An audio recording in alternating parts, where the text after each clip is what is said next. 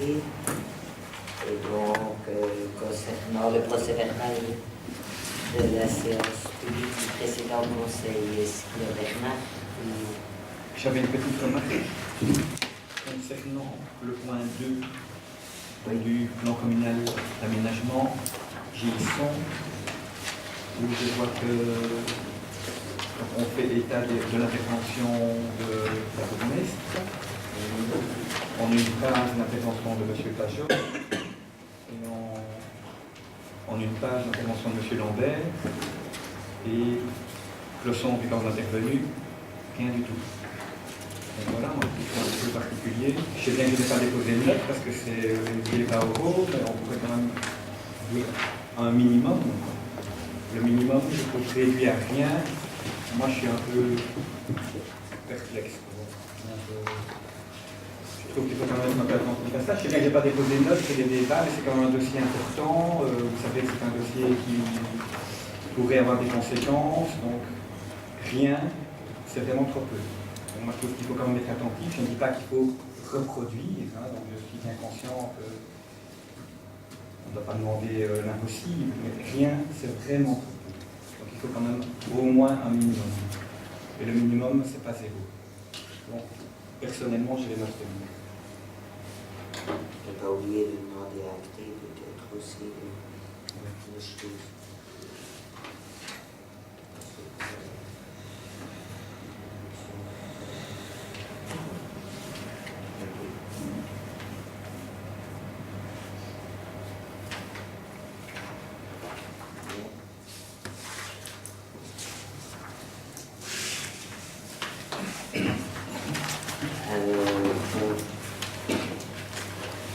Concernant le premier point de la séance publique, donc on vous demande d'accorder, de déplacer le lieu de réunion du conseil communal de la grande salle de la maison des associations, puisque à la gendarmerie c'est trop juste, en tout cas pour que le public puisse être présent.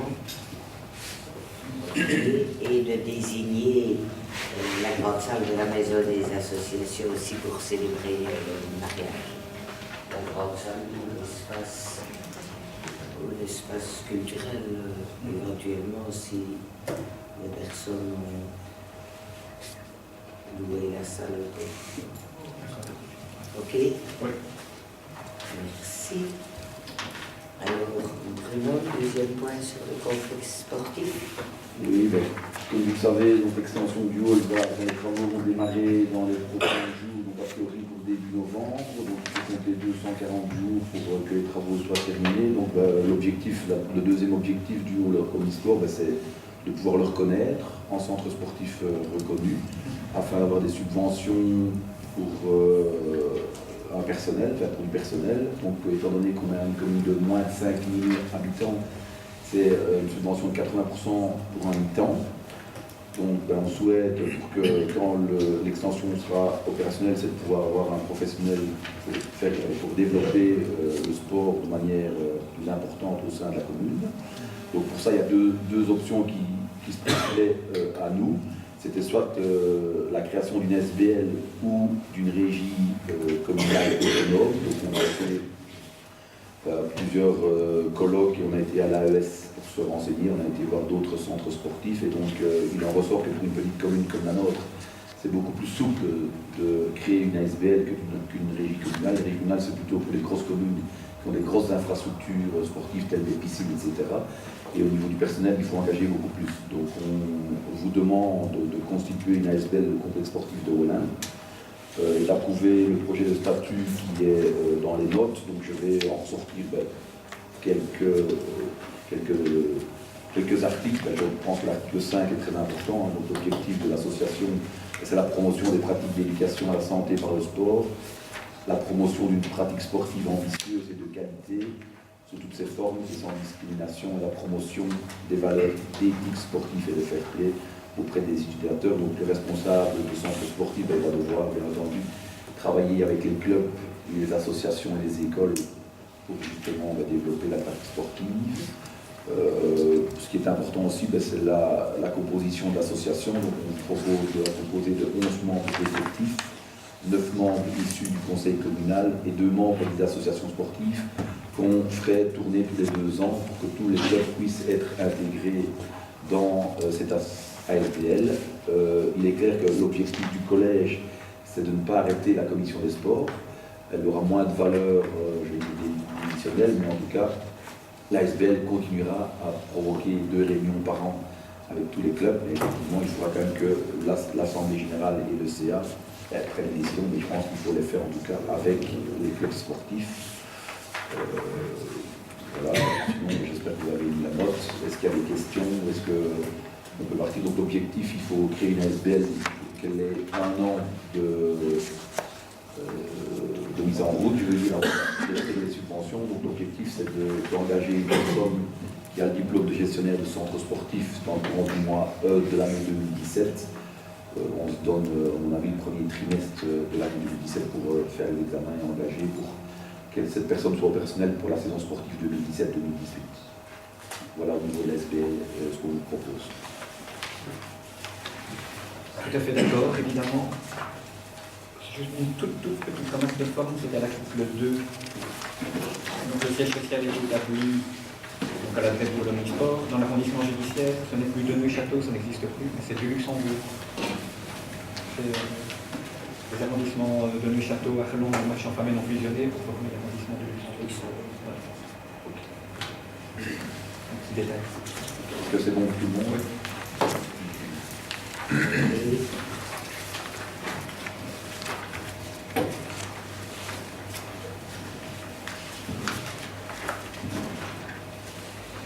Alors, le point 3, c'est la répartition des frais de service incendie, les redevances définitives.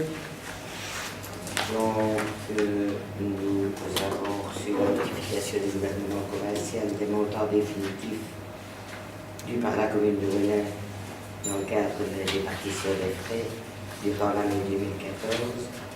Et nous devons donc encore 44 935,73 €, ce qui amenait le montant pour cette année-là à 149 637,97 €.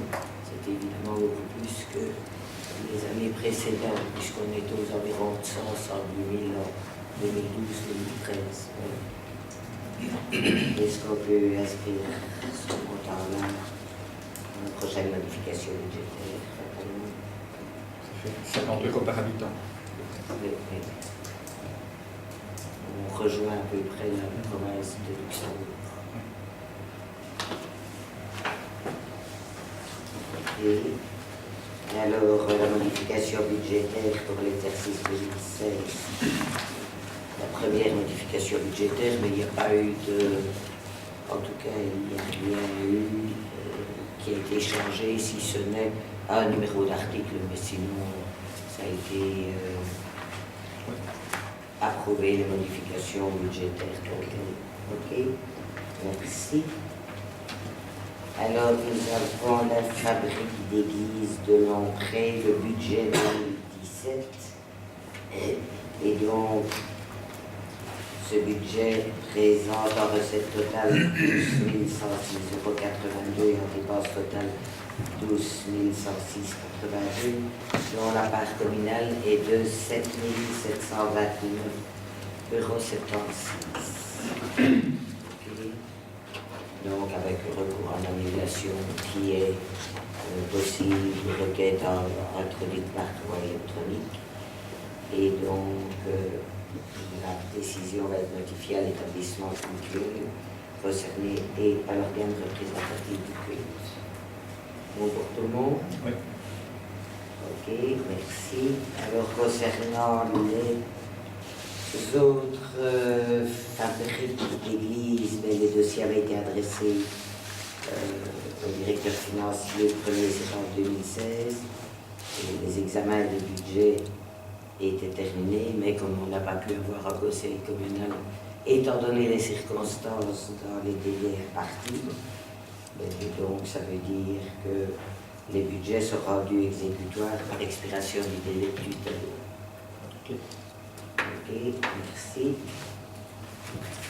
Alors Valérie, pour le point 7 CGS. Oui, il s'agit de l'approbation de la modification budgétaire numéro 1 qui a été votée lors du Conseil de l'action sociale le 5 septembre et qui permet en fait d'injecter le boni du compte. Le compte donne un résultat budgétaire de 79 273,58 €, dont 21 328,74 avait été prévu pour l'élaboration du budget 2007. Donc il y a un solde de 57 944 qui est donc à injecter dans le budget.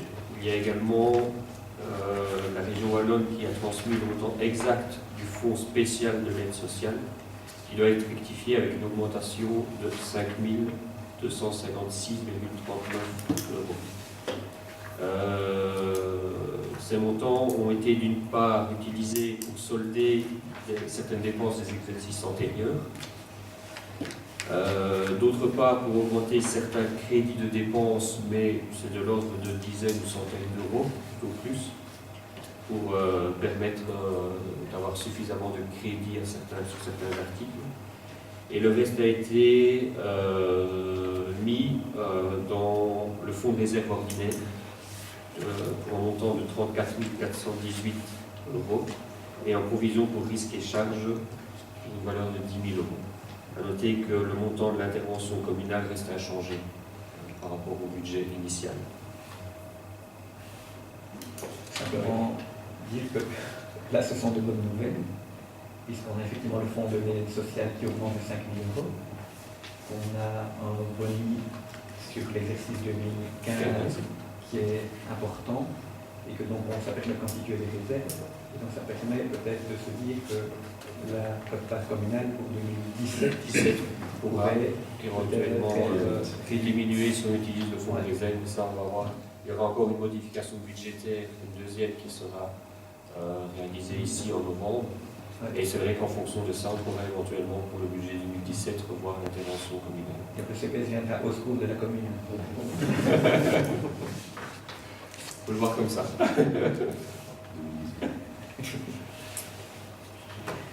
Ok, pour tout le monde, merci. Alors, une non-valeur sur un subside extraordinaire.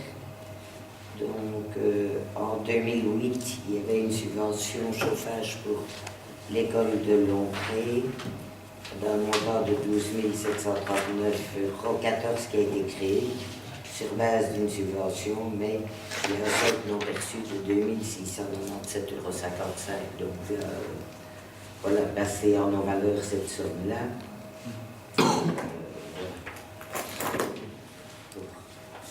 Effectivement, que la comptabilité commune reflète aujourd'hui la réalité des choses. Ok, merci. Alors, le financement des dépenses extraordinaires d'emprunt, approbation des conditions du mode de passation, marché répétitif. Le cahier des charges initial comprend la possibilité de répéter le marché. Il y a une procédure négociée. Et donc, ici, on voudrait bien répéter un marché et on a demandé aussi l'avis de l'égalité qui a été accordé par le directeur financier. Et donc, ce qu'on demande ici, c'est de lancer la procédure qui vise l'attribution du marché répétitif, financement de dépenses extraordinaires emprunts comme prévu dans le cahier des charges, et de solliciter de l'adjudicataire initial, Belfius en l'occurrence, une nouvelle offre de base. Sur base des estimations d'emprunt, il y a notamment l'entretien extraordinaire et la mise en conformité de l'hôtel de ville. Il y avait l'entretien extraordinaire de voirie, le plan d'investissement communal pour le Tribois, l'office du tourisme, les travaux forestiers, l'extension du hall, le clocher de l'église de Moulins, la toiture de l'église de Soyer et la crèche. J'ai juste une petite réflexion. Oui. Une réflexion. Belfius Bank, c'est très bien, mais bon, on va racheter l'autre bâtiment parce qu'ils sont partis. On avait voté une motion il y a quelques mois.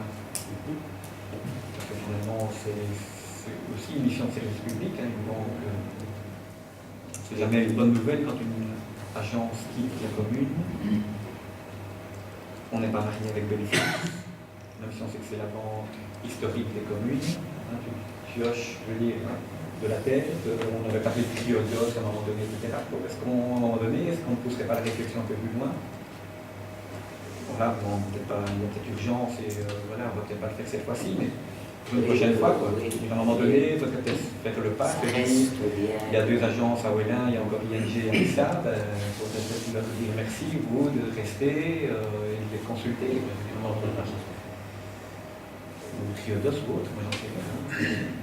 Pourquoi toujours Belfils, quoi, à un moment donné?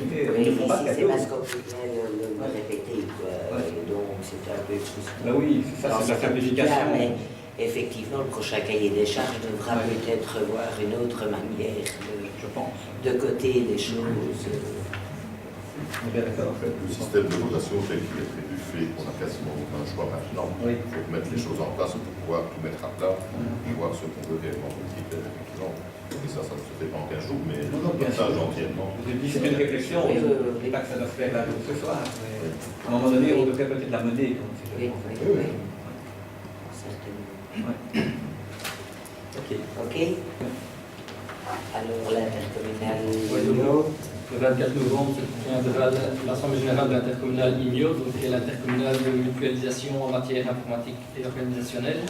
Et donc sont portés à l'ordre du jour les points suivants: la présentation de nouveaux produits, l'évaluation du plan stratégique 2016, la présentation du budget 2017, la désignation des administrateurs, in-house, information sur la représentation des membres au sein du conseil d'administration, et le dernier point qui sera la clôture. Donc on vous demande d'approuver l'ordre du jour dans le point d'identité et de charger les délégués à l'Assemblée générale. Je vais pas demander votre avis sur la présentation des nouveaux produits. J'annonce absolument. C'est l'ordre du jour qui est porté à la connaissance de tous les membres. Je ne sais pas si vous répondez pas dans la maison. Voilà, Pose une question, répondre, ouais. On a un prof de langue. et donc l'Assemblée générale extraordinaire se tiendra le même jour et elle n'avait pas pu être tenue le 2 juin 2016 faute de Coronavirus. Voilà. Le quorum n'était pas atteint? Non. Bien. L'Assemblée générale extraordinaire.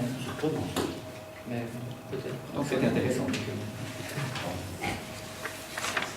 Ok. Ok. Merci. Alors la commission locale de développement rural, c'est l'approbation du règlement d'ordre intérieur et donc ça a été vu en CMDR et il y a eu un avis positif de la CMDR le 22 septembre. Peut-être que c'est important de redire les missions de la CMDR qui sont de représenter le mieux possible l'ensemble de la population, de cerner les besoins de la population et de définir les objectifs d'un développement global de la commune, de coordonner l'action de groupe de travail et de retenir et affiner certains projets proposés et puis de concevoir un avant-programme communal de développement rural. Voilà. Et donc au niveau du règlement, j'allais dire, dans la procédure de décision, c'est là que les membres ont demandé qu'on change quelque chose par rapport au canevas ordinaire. Donc chaque membre de la CLR effectif de suppléant doit voter.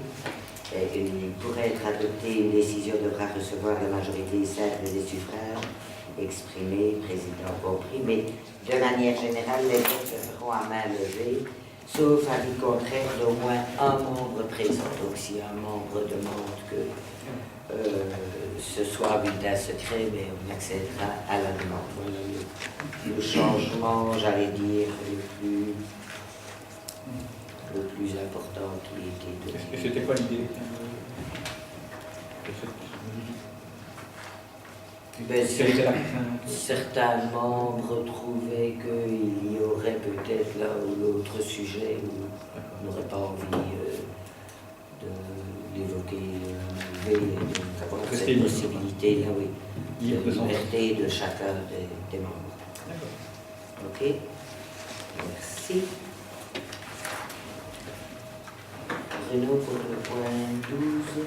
Oui, donc on vient vers vous pour l'acquisition du bâtiment Belchus au rez-de-chaussée. Donc en avril 2016, le comité d'acquisition avait estimé la valeur vénale de l'ensemble du bien à 320 000 €.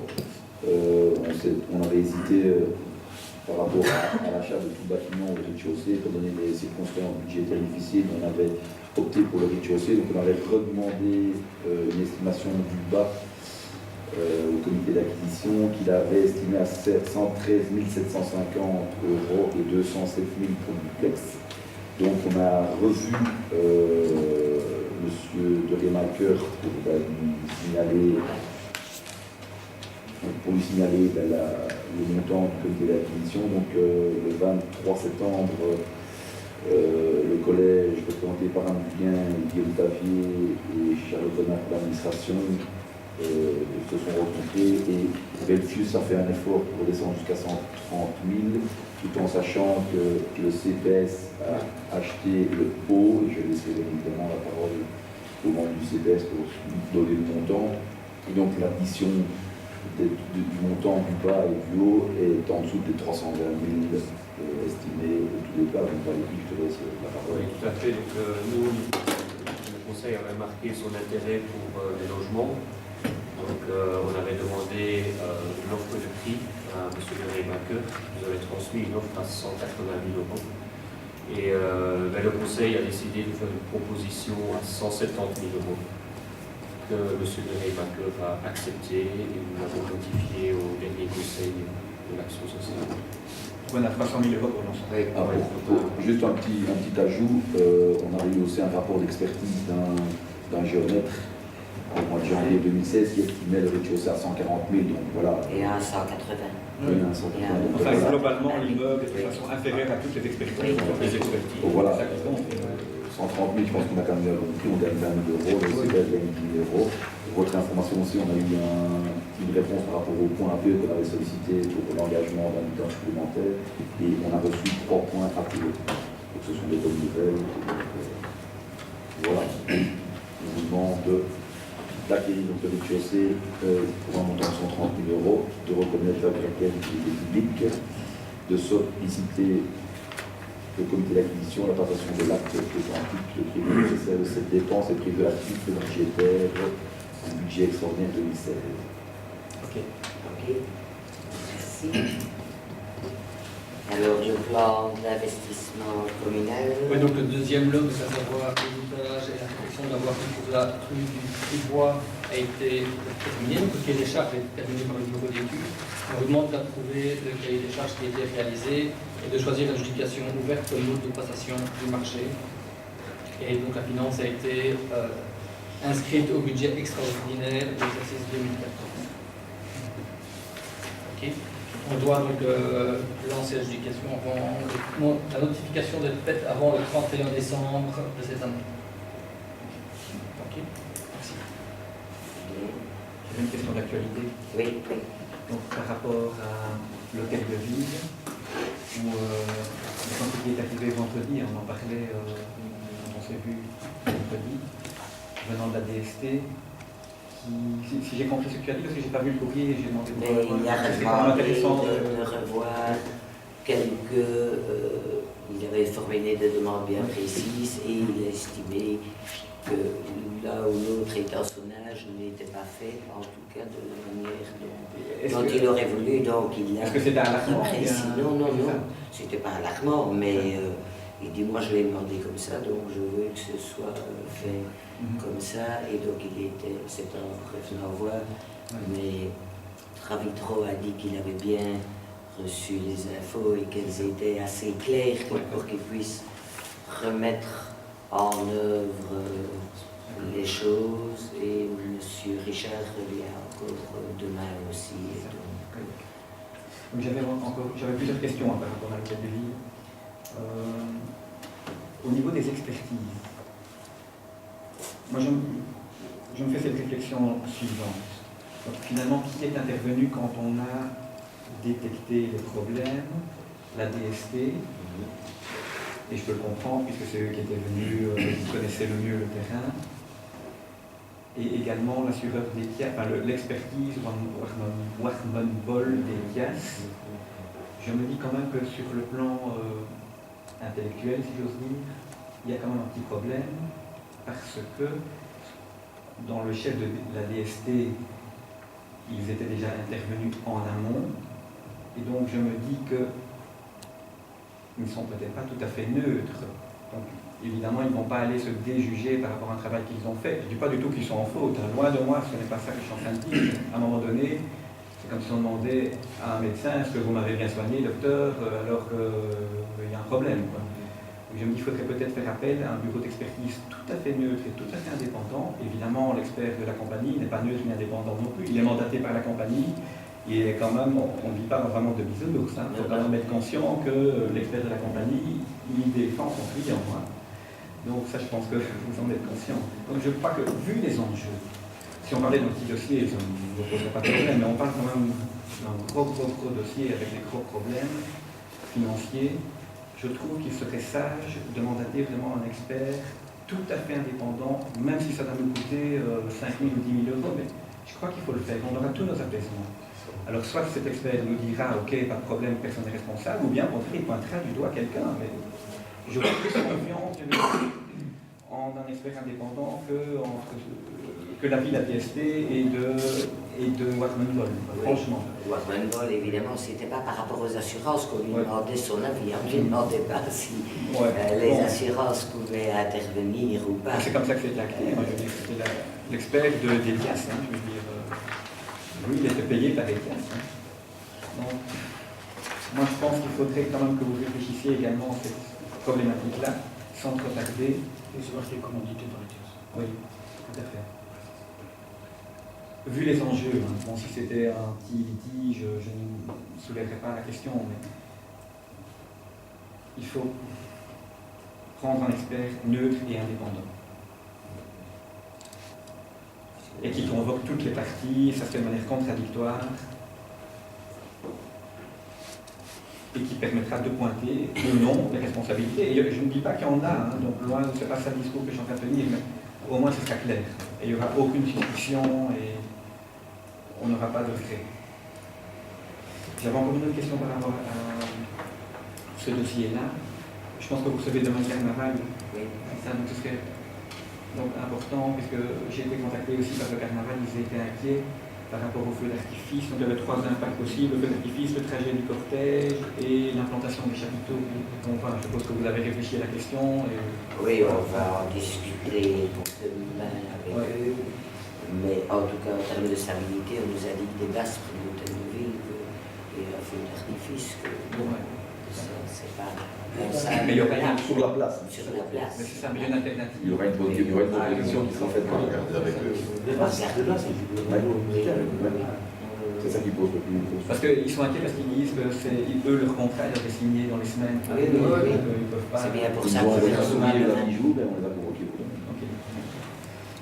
Alors, oui, par rapport à la circulation, moi je me posais la question aussi. J'avais vu dans un rapport que préconisait effectivement la circulation sur une bande, mais je me dis, c'est une réflexion de nouveau. Moi je ne suis pas expert. Mais soit l'immeuble est totalement sécurisé, il n'y a plus de risque de chute, et je me dis dans ce cas-là, pourquoi est-ce qu'on ne rouvre pas les 2 bandes, ou bien il y a un risque de chute, mais alors il faut peut-être mieux tout fermer. Je ne comprends pas pourquoi finalement rien que une bande. Ça m'échappe un peu. Parce qu'ils estimaient qu'en termes de sécurité, une bande, ils disent on n'est à l'abri qu'une pierre de cet étage seul. Mais une pierre, si elle tombe, elle roule. Ils disaient si on ne garde qu'une seule bande ouverte, ça va. Les 2, mais on se trouve un peu plus à proximité effectivement du lieu où elle pourrait tomber. Il est clair qu'une bande ne saurait plus tomber, mais une pierre pourrait se détacher et ils disent qui peut prévoir comment la pierre va rouler. En disant, en gardant une demi-portion de route, oui, non, on saurait plus. Parce que je voyais aussi dans le rapport, par rapport à ça, qu'il disait une bande, mais pas spécialement à sens unique, je ne sais plus comment c'est formulé, c'était en voie en circulation alternée. Mais bon, je comprends bien un problème pratique de circulation alternée, c'est pas évident. Avec le rond-point, Maintenant, moi, ce qui m'ennuie un petit peu, c'est qu'il y a la boucherie, il y a la mutuelle. Bon, si ce n'était que des privés, ok, mais ça m'ennuie un petit peu par rapport à ces deux activités-là, et qui apparemment ont des répercussions. Enfin, ben, il y en a eu au départ quand c'était fermé, en tout cas.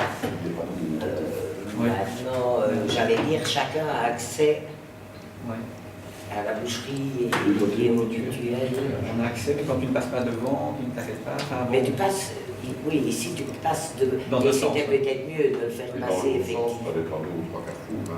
Oui, j'ai vu ça. Oui, ils ont repris, Je dis, il y a un panneau de programme. Bah, ils ont l'air de s'en plaindre quand même, malgré tout, d'après mes informations. Plus que ça, c'est difficile. Ah oui, je comprends bien, mais- Pas encore, Maintenant, mais oui, la mobilité, si on fait en alterné avec le rond-point, on dit ça va.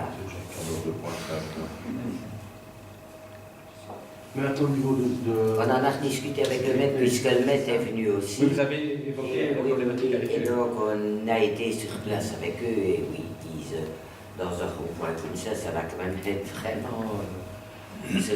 Pour eux, c'est pire que mieux de le faire en alterné.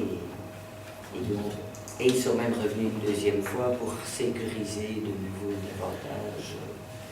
Mais ça a été fait en concertation avec le maître et. Ils s'en plaignent. Vous n'avez pas de contact avec la pose d'arrière, c'est pas possible, soit faire ça de manière à ce qu'il y a une pierre tombe et la fille va défiler. On peut Parce que poser un filet, ça empêche une pierre de tomber C'est n'importe pour où. le budget de Et l'État. ça permettrait de ouvrir les deux sens de circulation. Parce que c'est quand même pour une durée assez importante. Bah, qui est content. On peut reposer la question du filet.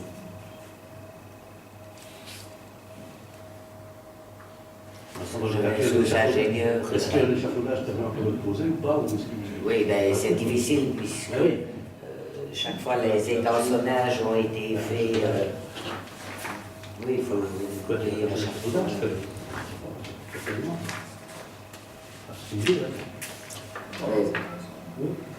Oui, tous les étançons, effectivement, qui sont à différents niveaux, et puis les étançons de côté aussi. En tout cas, bon, on a posé fondamentalement, la question. l'objet de la remarque ici, enfin de la question, c'était vraiment la problématique de l'expertise. Hein.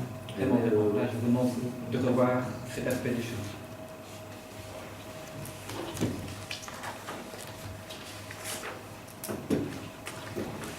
Parce qu'au départ, ils ne voulaient pas réouvrir du tout la route. Et là, les dangers, ouvrir ce parapluie n'est pas autre mesure non plus. Donc, voilà, et puis ils ont décidé maintenant, voilà, on peut poser des questions.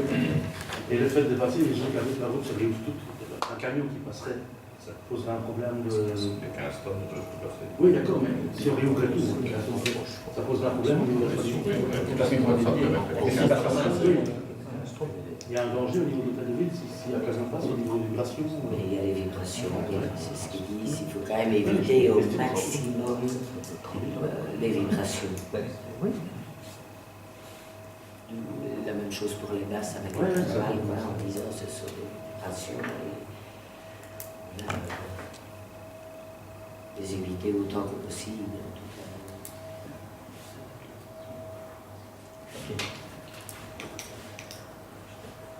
C'est tout. Merci.